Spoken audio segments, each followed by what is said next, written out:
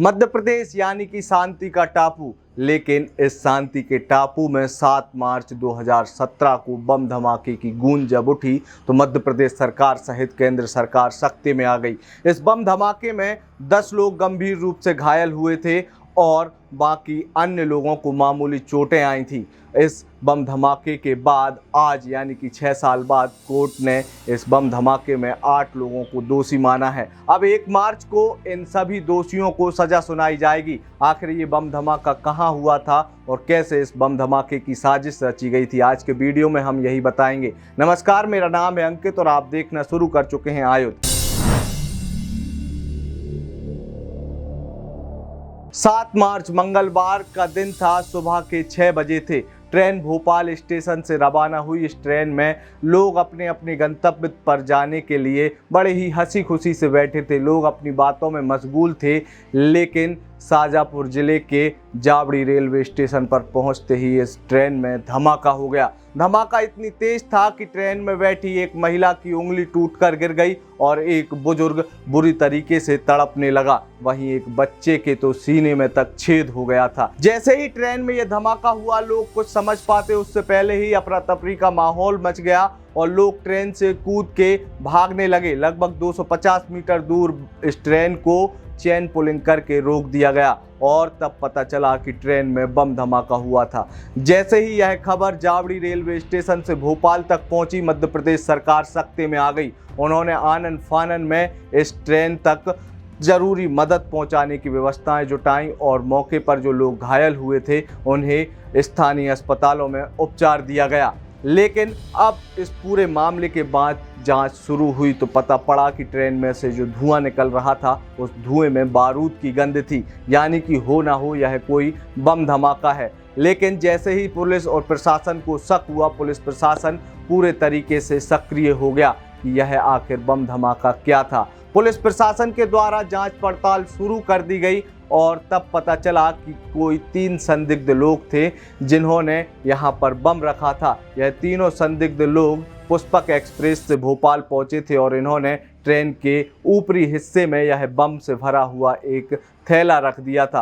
Police ने आनन फानन में कुछ ही घंटों बाद लगभग 1:30 बजे के करीब मध्य प्रदेश के होशंगाबाद जिले के अंतर्गत आने वाले पिपरिया बस स्टैंड से बस में से बैठे इन आतंकवादियों को गिरफ्तार कर लिया और इन आतंकवादियों से पूछताछ शुरू हुई तो मध्य प्रदेश सरकार सहित केंद्र सरकार के कान खड़े हो गए, क्योंकि इन आतंकियों ने बताया कि इस आतंकवादी हमले में यानी कि इस बम घटना में कोई छोटे मोटे नहीं बल्कि ISIS जैसे बड़े आतंकवादी संगठन का संलिप्त होना पाया है। जैसे ही केंद्र सरकार को इसकी जानकारी लगी, तत्काल ही घटना के 1 हफ्ते बाद यानी कि 14 मार्च को इस पूरे मामले में NIA की जांच शुरू हुई। NIA ने जब जांच की तो पता पड़ा कि यह पूरा मामला ISIS से जुड़ा हुआ है और पुलिस प्रशासन ने और साथ ही साथ NIA ने बारीकी से इन लोगों से पूछताछ की तो पता पड़ा कि ये जो लोग 3 गिरफ्तार हुए थे वह सभी के सभी उत्तर प्रदेश के थे। उन्होंने बताया कि उन्होंने इस घटना को केवल और केवल सीरिया में बैठे अपने आकाओं को खुश करने के लिए अंजाम दिया था।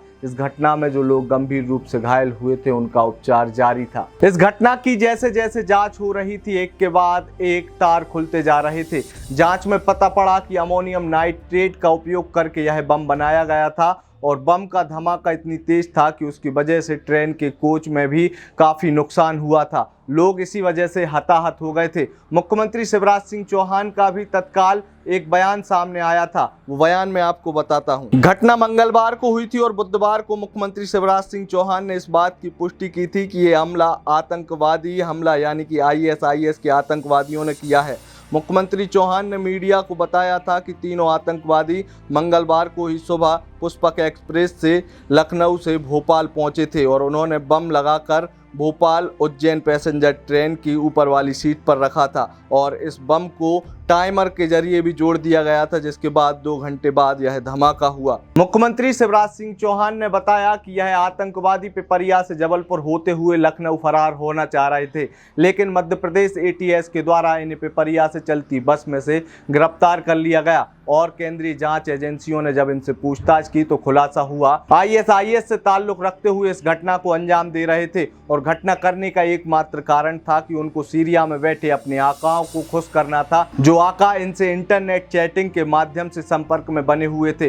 पुलिस ने अपनी जांच पड़ताल शुरू की और फिर इस पूरे मामले को एनआईए को जब सौंपा तो एनआईए ने भी इन लोगों से बारीकी से पूछताछ की। जब एनआईए ने इस मामले में गहनता से पड़ताल की तो पता पड़ा कि ये लोग देश विरोधी गतिविधियों में शामिल थे, जिनमें मुख्य रूप से आईएसआईएस से प्रभावित होकर मोहम्मद फैजल, मोहम्मद दानिश, आतिक मुजफ्फर, सैफुल्लाह और मोहम्मद अजहर ने ट्रेन में बम धमाके की ये साजिश रची थी। पूर्व में भी ये लोग आईएसआईएस के लिए जिहाद और आतंकवादी वारदातों को अंजाम दिया करते थे, लेकिन जब ये सभी लोग गिरफ्तार हो गए तब यूपी एटीएस ने सैफुल्लाह नामक आतंकवादी को मुठभेड़ में मार गिराया था। लगभग 6 साल तक चले इस मामले में अब एनआईए के विशेष कोर्ट लखनऊ ने इन सभी 8 आरोपियों को दोषी माना है और सजा सुनाने की भी बात आई है। अब ताज़ा जानकारी ये आ रही है कि इस मामले में दोषियों को 1 मार्च को सजा सुनाई जाएगी। इस बीच कोर्ट ने आरोपियों से पूछा कि आप इस मामले में कुछ कहना चाहते हैं। तब कुछ आरोपियों ने कहा कि हम बीते कई सालों से जेल में बंद हैं, 15 सालों से जेल में बंद हैं। तो कोर्ट ने कहा कि आपकी सजा में से 15 सालों की कटौती कर दी जाएगी। अब देखना होगा कि 1 मार्च को कोर्ट के द्वारा क्या फैसला सुनाया जाता है। मध्य प्रदेश, उत्तर प्रदेश सहित देश भर के लोगों की कोर्ट के इस फैसले पर नज़र बनी हुई है। इस मामले से जुड़ी हुई जो भी अपडेट आएगी वो अपडेट हम आप तक सबसे पहले पहुंचाएंगे। तब तक के लिए आप हमारे साथ जुड़े रहिए, देखते रहिए आयुध को आप फेसबुक, ट्विटर और इंस्टाग्राम पर भी फॉलो कर सकते हैं। आपका बहुत बहुत धन्यवाद।